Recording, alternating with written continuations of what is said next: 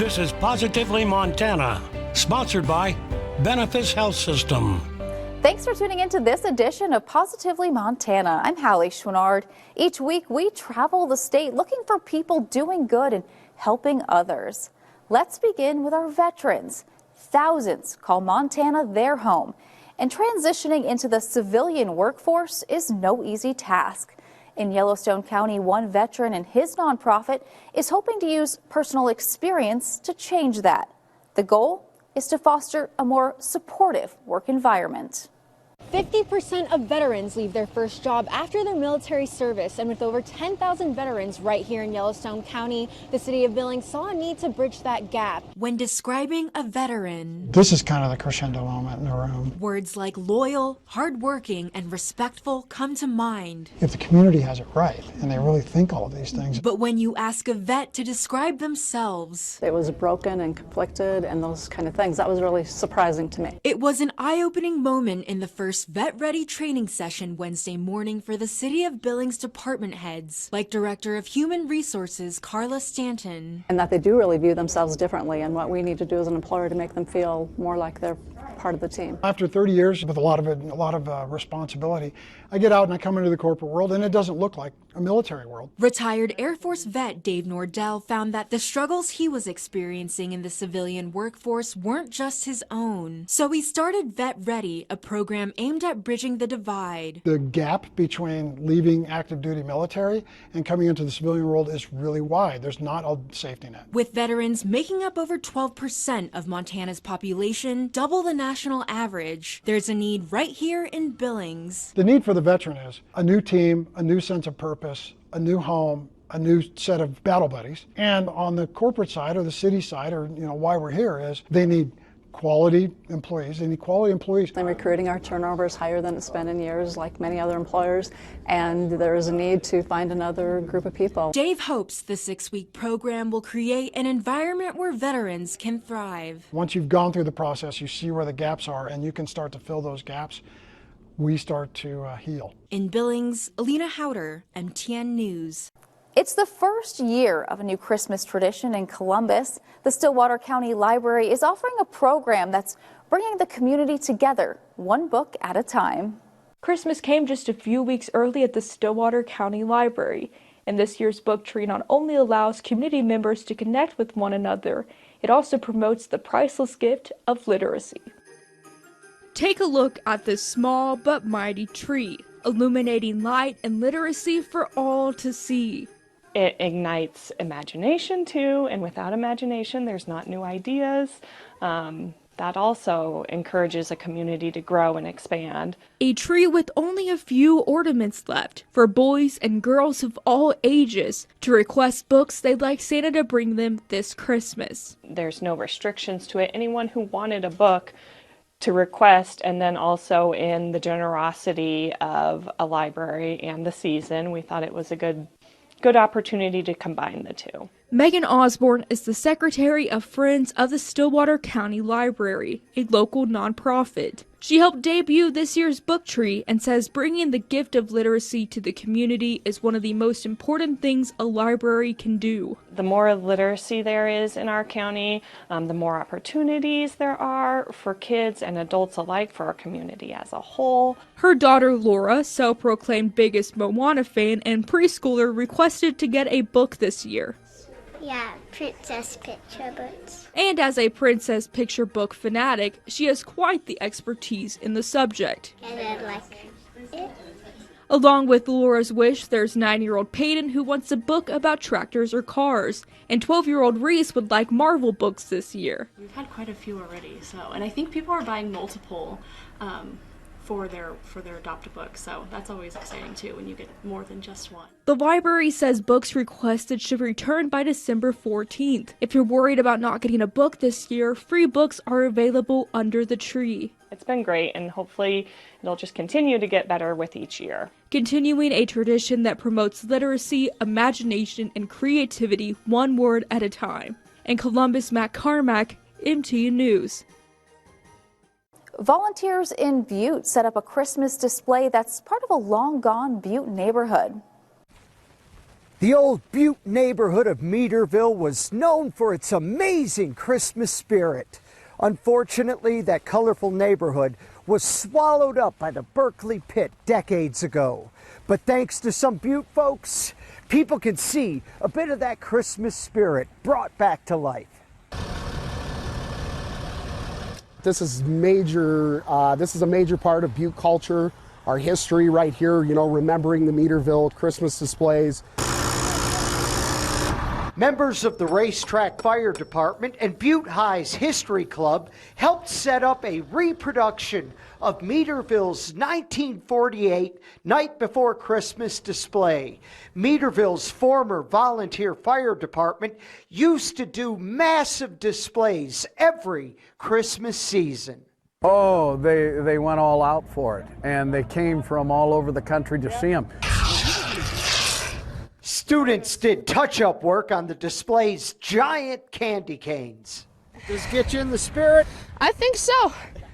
I would say so. I think it's probably one of the most festive things I've done so far today. Butte takes care of its own, and, well, it's a big part of Butte history and a big honor to even be working on this, you know. That's what makes Butte Butte. Little things like this that kind of pull community together, and everyone loves the display.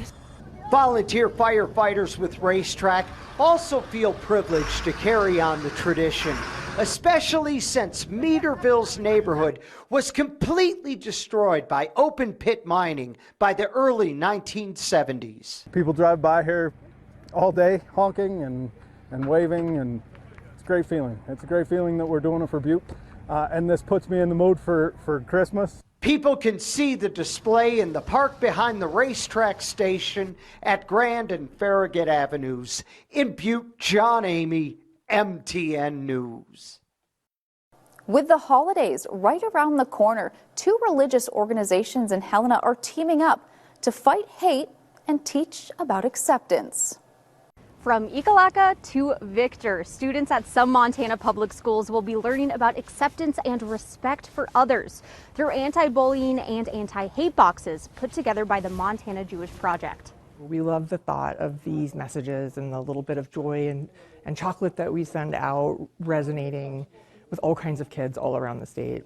Montana Jewish Project started putting together and sending out the boxes 3 years ago with the help of one of their volunteers who is a state curriculum writer. We came to realize rather quickly that anti-Semitism and hate are issues in Montana. Aside from featuring the book The Christmas Menorahs, How a Town Fought Hate, each box includes a menorah with a full set of candles, 6 dreidels, and lots of chocolate and plastic coins. It is something the executive director of MJP wishes her son would have experienced with his classmates. Sometimes he'd be the only Jewish kid in his school or in his classroom. So I think sharing the fun parts of your tradition can be exciting for some kids. While the boxes share some of those traditions, the main point behind them is to teach kids about respecting their neighbors, which was shown the day the boxes were packed. MJP's neighbor, the First Presbyterian Church, helped put the boxes together. Children need to know that their family is very important, very special, but so is the next door neighbor. Right. MJP is sending out 30 boxes this year. The boxes come at no cost to public school teachers around the state and are completely funded by MJP and their donors. The boxes have been shipped off to the 30 teachers, and they will be used just a couple weeks before Christmas Day and the first day of Hanukkah. In Helena, I'm Allie Kaiser, MTN News. 5 Montanans were honored at our state capitol for their work in the arts for the Governor's Arts Award. Governor Arts Award is presented in the governor's name and administered by the Montana Arts Council every 2 years. It recognizes outstanding Montana citizens and organizations whose achievements in the arts benefit all Montanans. The 2024 recipients are Jackie Larson Bread, a beater out of Great Falls, sculptor Jim Dolan of Belgrade, musician John Dunnigan of Whitefish, musician John Lowell of Livingston, and Helena painter Mary Gail Shanahan. This ceremony celebrates the richness and wealth of our creative and cultural and artistic output that Montanans give to celebrate this beautiful land that we live in. Still to come on this edition of Positively Montana, a super senior giving back to her community even after her retirement. Stay with us.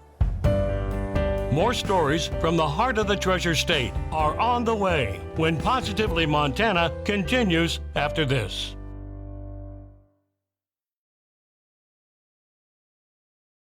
Welcome back to Positively Montana. She's a super senior making a difference in her community. She retired after a 25-year career in education, but is now back in the classroom, helping give back to students who need a little extra attention. She's just always looking for ways to help kiddos. You'll find Jeannie Weber volunteering at Meadowlark Elementary in Billings a couple days each week. Was that man? Helping the kids in Rory Jetmore's special education class learn and believe they can do hard things. It's their first year at Meadowlark, having worked together at Washington Elementary before. I was at a really tough school and didn't have a lot of help and, staffing issues in special ed. And Jeannie just showed up one day to help out, and it was an answer to prayer. The students with individualized education plans can often use a little extra attention, a little extra encouragement, a little extra love. Jeannie has such a great way of meeting the kids where they're at and being able to tailor lessons, groups, so that kids feel successful. Jeannie spent about 25 years in education in a self-contained classroom before retiring, but she later found out there was something missing in her life. I miss the little kiddos. They were so much fun. So she started volunteering. Just the interaction with the kids, and they're all so different. Well, hopefully they're improving their reading, their memory, and their just everything. Beyond the classroom, Jeannie also volunteers with her church's program that helps provide showers for the unhoused in Billings. People register to come and shower at the Salvation Army, and then we take a van down there and pick them up. And just some of the ways this super senior gives back. It is so rewarding. I hope I'm making a difference. I'm so thankful for Miss Jeannie and her devotion to our kids in Billings Public Schools and kiddos with IEPs. In Billings, Russ Riesinger, MTN News. It's back to the drawing board for the Forsyth Dogies as the school faces backlash for sharing its newest logo design. The fate of that logo is now in the hands of the University of Texas, where some are concerned they're a bit too similar.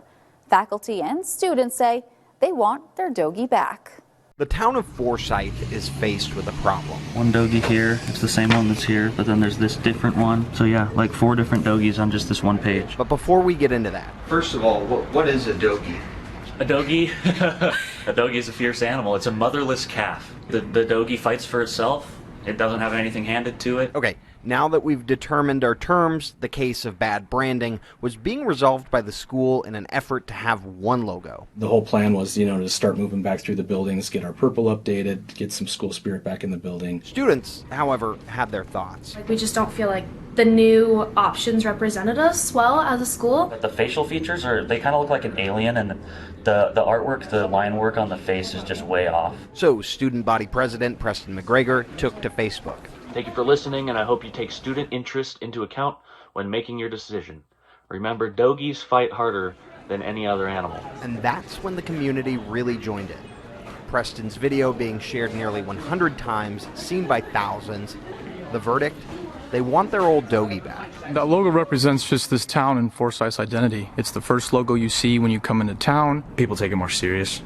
The cartoon one, I feel like, is more of a elementary kind of thing. But the school's branding company tells school officials the original Dogie is too similar to the Texas Longhorn logo. They were trying to give us a trademark and they couldn't because they said it was too close to another mascot. So students are awaiting a response from the university after reaching out for the appropriate permissions. The identity of your school is really what the school is built on. But why the fuss? The extra effort? Why not just stick with the latest in logos? 1974 Forsyth High School graduate Mike Blakesley says the original logo is a reminder of what a Dogie is.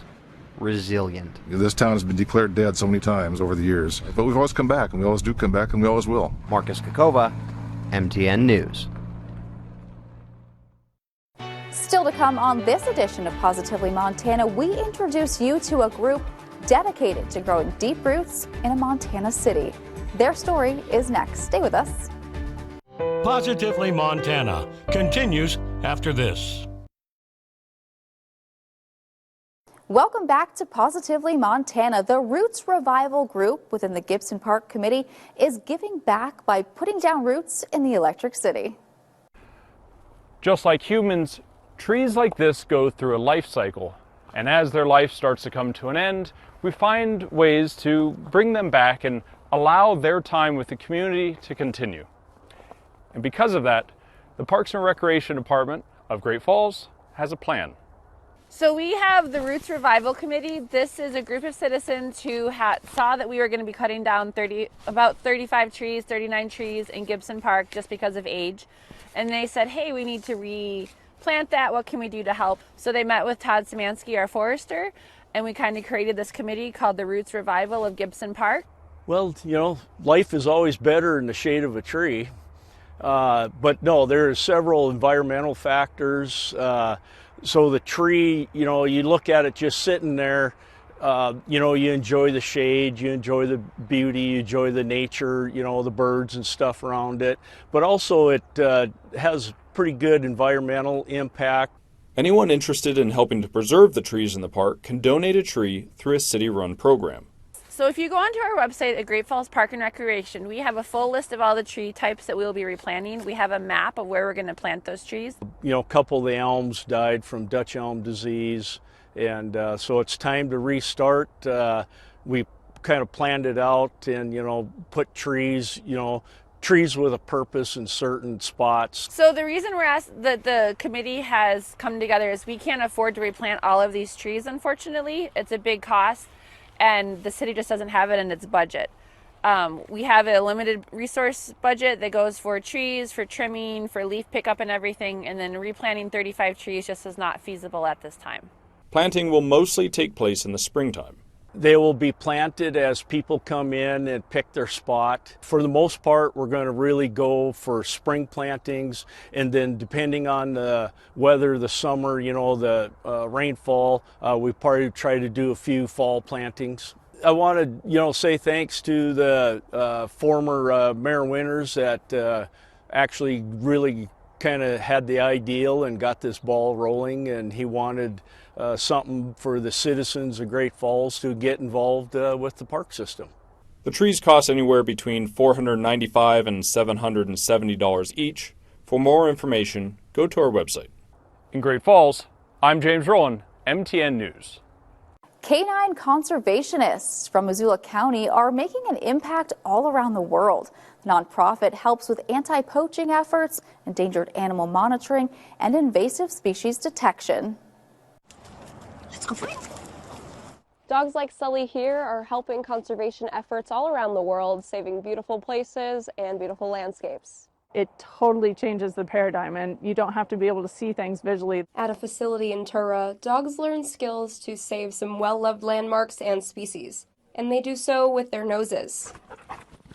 Every plant has a distinct odor. You may have seen a Dogs at Work sign leading up to the M or around Mount Sentinel. That's where Director of Special Projects Amy Hurt says the dogs work hand in paw with conservationists to manage harmful species properly. There we're looking for dyer's wood, which is an invasive weed. Plus, dogs help get information on some of our most prized animals across the state, like bears and wolves, without disturbing them. The dogs are trained to find their scat. Through animal droppings, scientists get valuable data.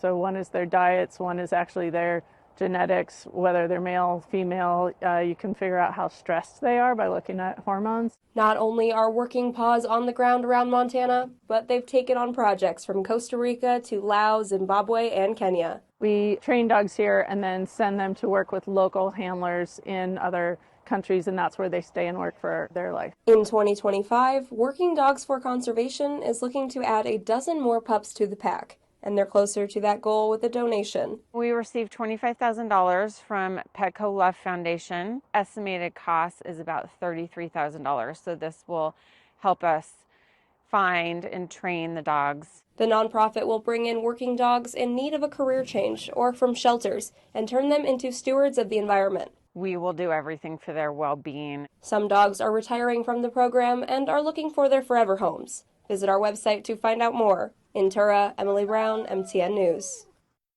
We hope you enjoyed this week's edition of Positively Montana. I'm Hallie Schwinard, and I'll see you right back here next week.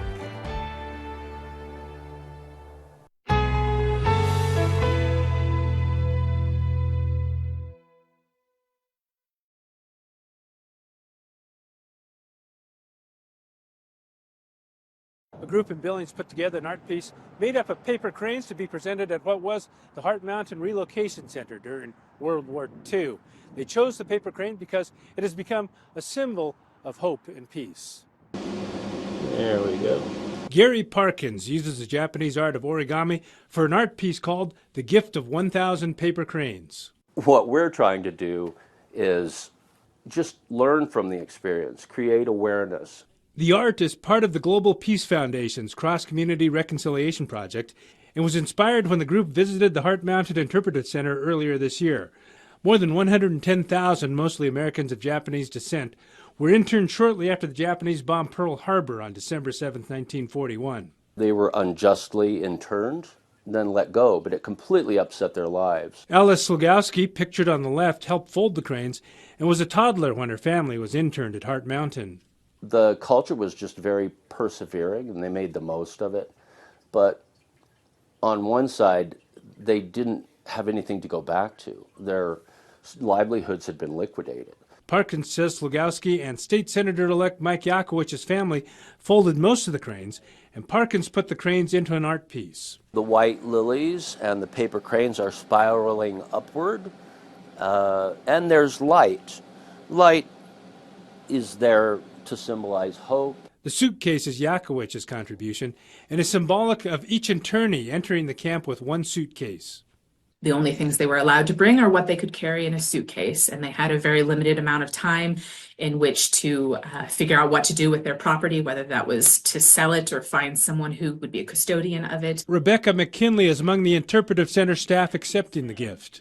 Pearl Harbor had a tremendous impact on the entire United States and especially the Japanese American community because of a lot of that racial prejudice. So it is fitting that we would get a gift of peace on a day that marks quite a terrible event in the United States history. It was a tough situation, but we don't want it to fall by the wayside. We believe that preserving its memory is a good way not to make the same mistakes. In Billings, David J., MTN News.